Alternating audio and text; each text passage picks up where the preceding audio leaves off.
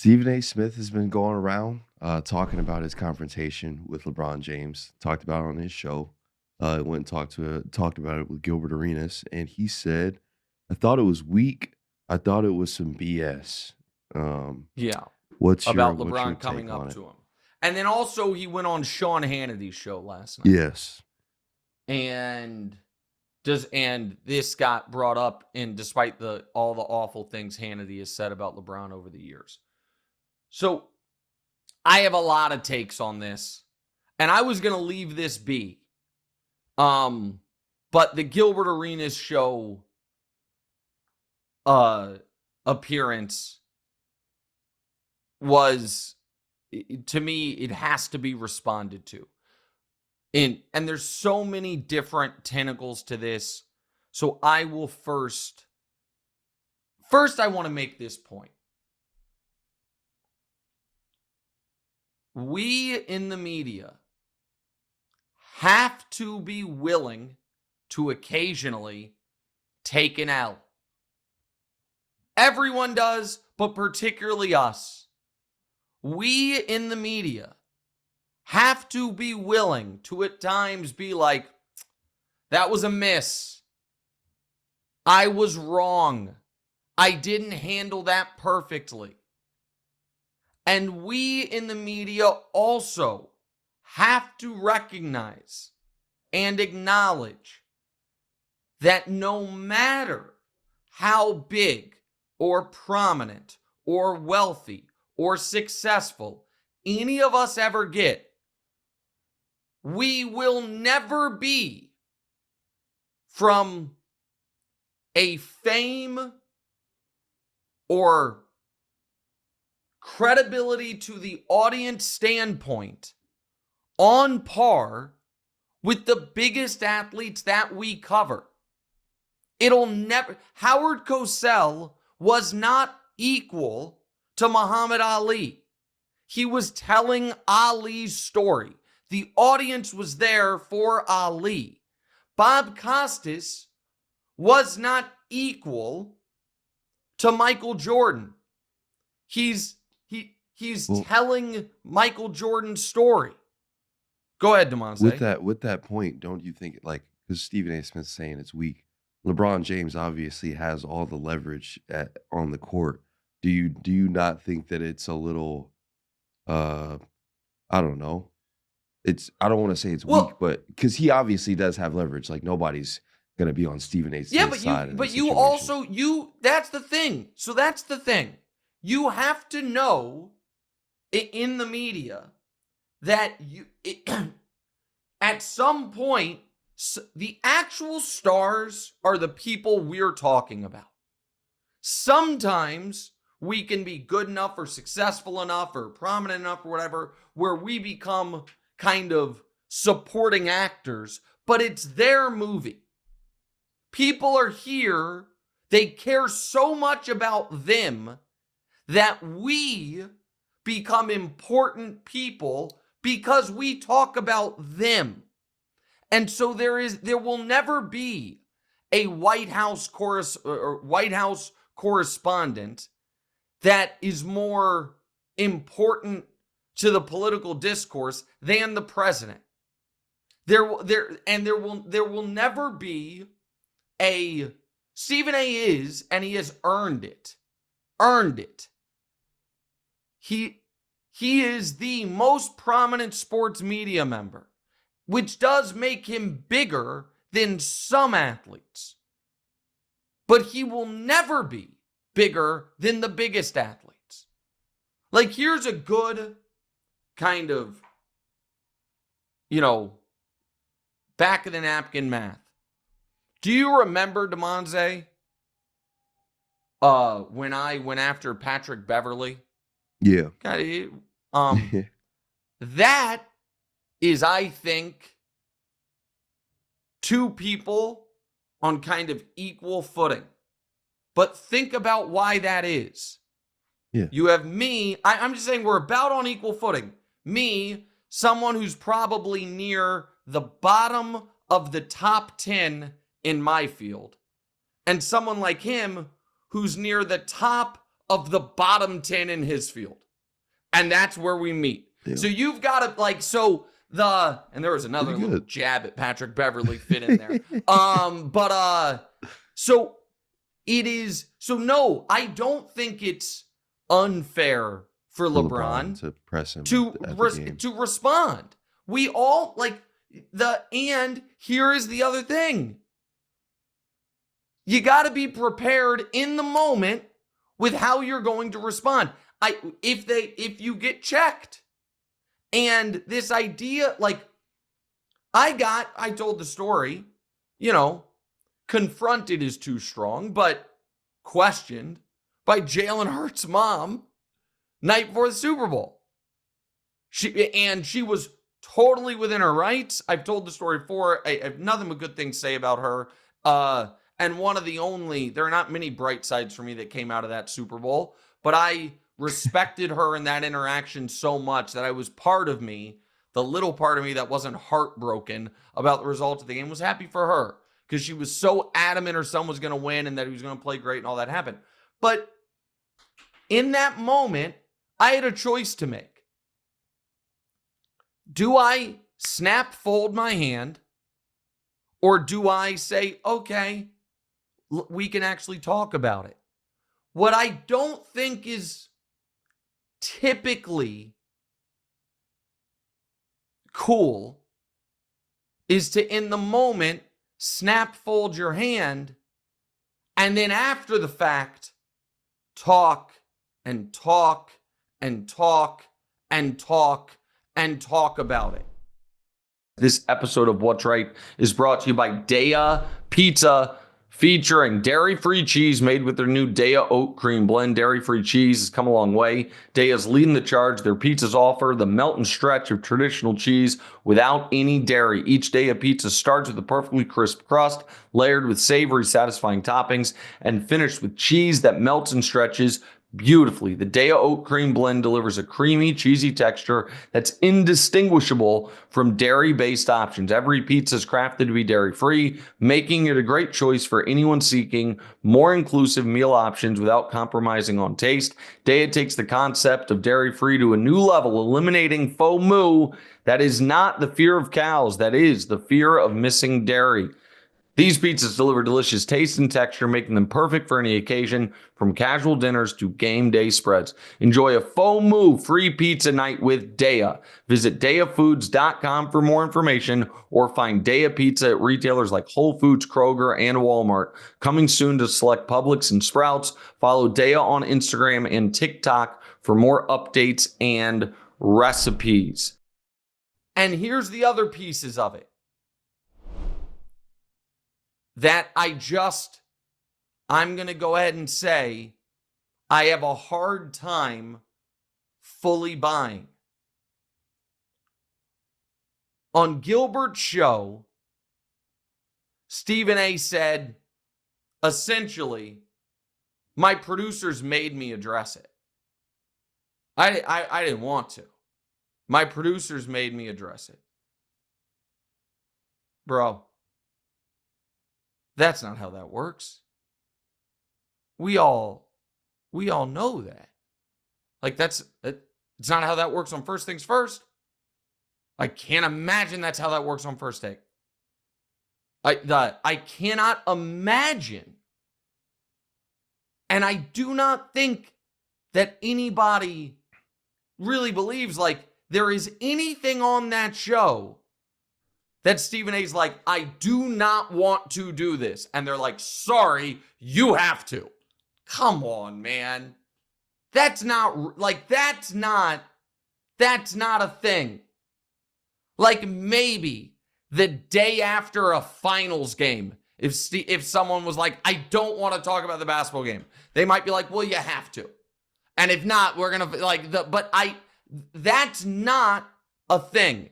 And the other thing was this, because on Gilbert's show, Stephen A. said, oh, I thought in the moment this was about Bronny. It wasn't until I saw what LeBron's conversation, mouth somewhat covered, mouth not, with Richard Jefferson, that I knew this was actually about what I had said about him as a father. Man, I knew it the next day. I was on here the next day, and I told everyone that's what it was about. It was obvious that's what it was about. Everyone who's in these circles knows that's what it was about. When LeBron's people called you and you made fun of them, it was months ago, it was about that. It was about I'm begging you as a father.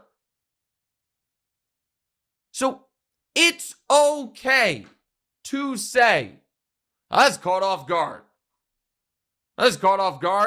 Didn't really know. And then the other part of it, like, again, and I say this every time and I'll say it again, and it's so funny that I texted with Stephen A. the morning before this all happened. So, like, I think this happened a week ago today. I actually texted with Stephen A. that morning, so before it all happened, obviously. I have, and I'm still using current present tense, I hope, a good relationship with him.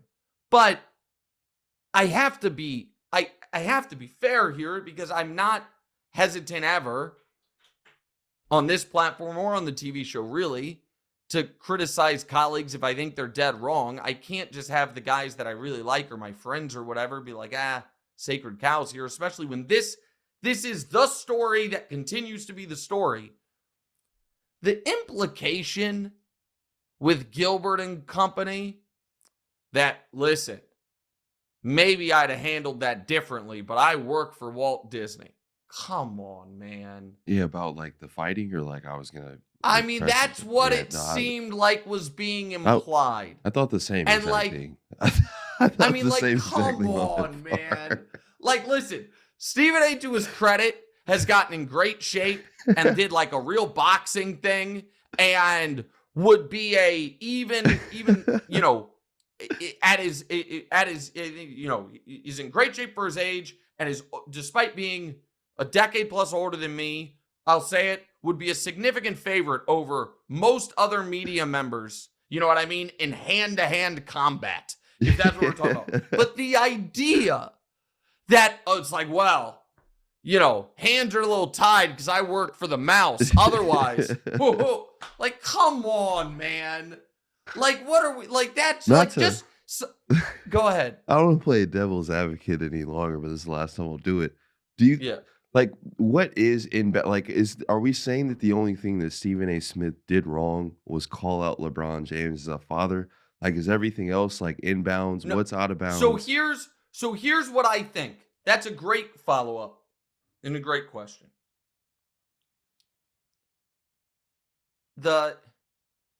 I think the I'm pleading with you as a father was out of line. It's also what LeBron was responding to. That was very clear from the morning after the event. I said it on this show, on a little emergency pod that we did right after, or over the weekend, but before the RJ interaction with LeBron. And it was very clear that's what it was about. So that is, now I talked with Bomani about that. Bomani says we need to normalize judging other people's parenting, which is an interesting take. And like, it's also, you know, Bomani's, you know, glass house there, not glass house there. Bomani ain't got no kids, so he doesn't know how hard you guys can be sometimes. But that's what triggered LeBron, okay? That's what it was. Now, is the criticism of Bronny fair? I'm going to tweak how I word that. Go ahead.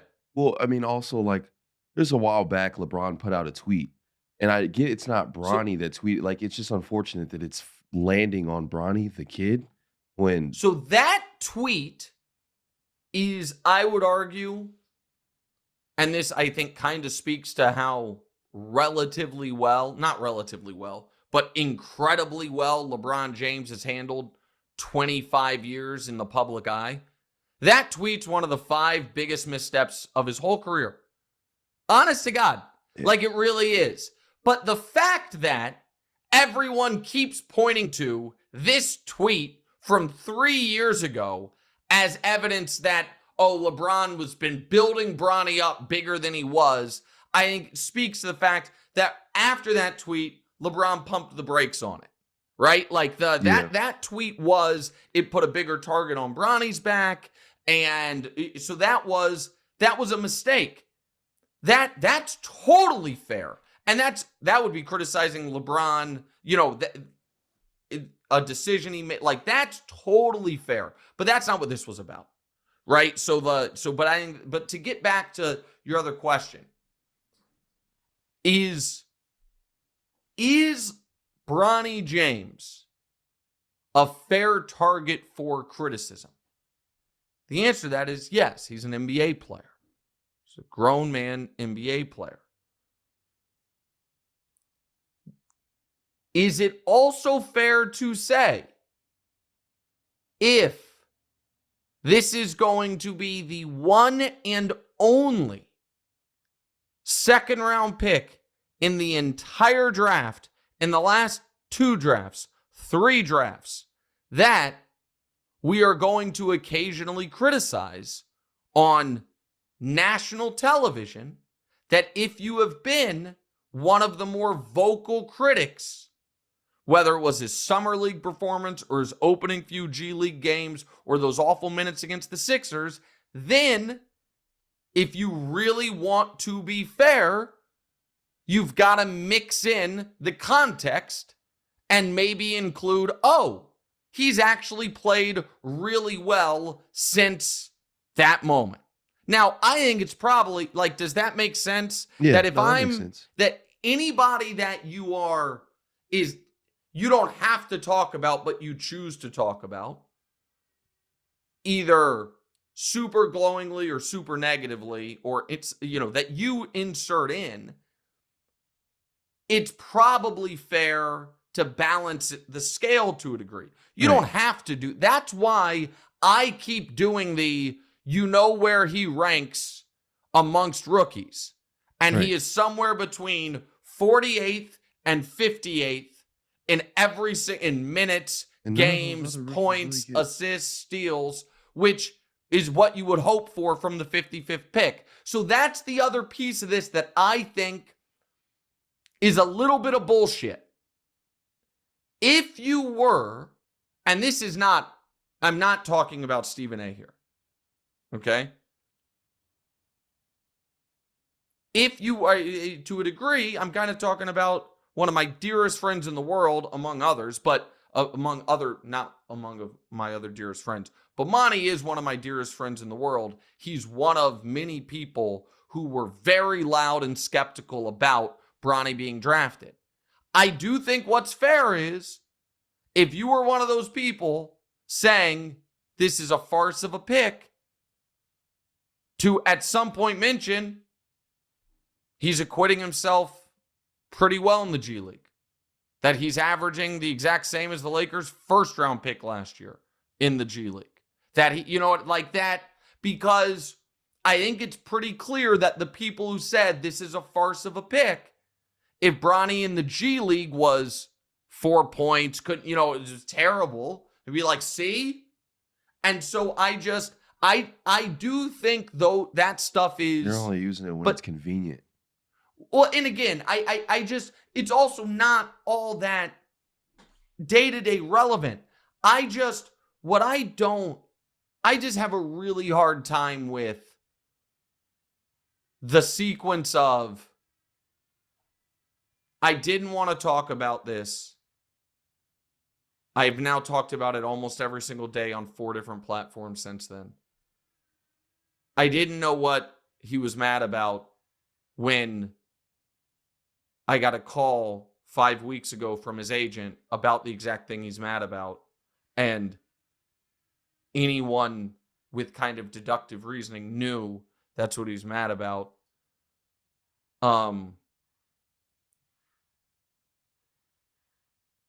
Having been on the record for 20 years about how many games you go to and about how everyone you talk about is welcome to come up and talk to you about anything they say. And when that happens, to say it was weak and it was bullshit. And this is why I started with we're not on equal playing field with these guys. Sometimes you don't get to respond. Like, you can respond. I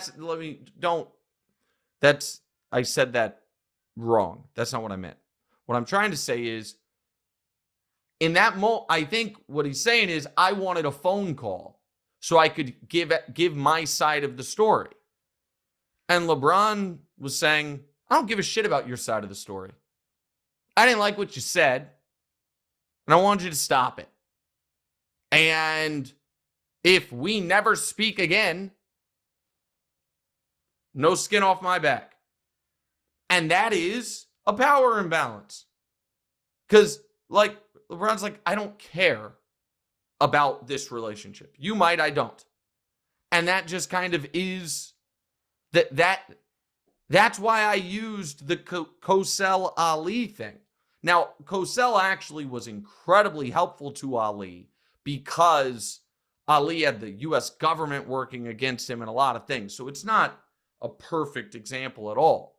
But as helpful as Howard Cosell was to Muhammad Ali, Howard Cosell needed Muhammad Ali in that relationship more than Ali ever would need him. And no matter how wealthy or famous any of us get, we're not the actual stars. And then we also have to have the humility to at times just take an L.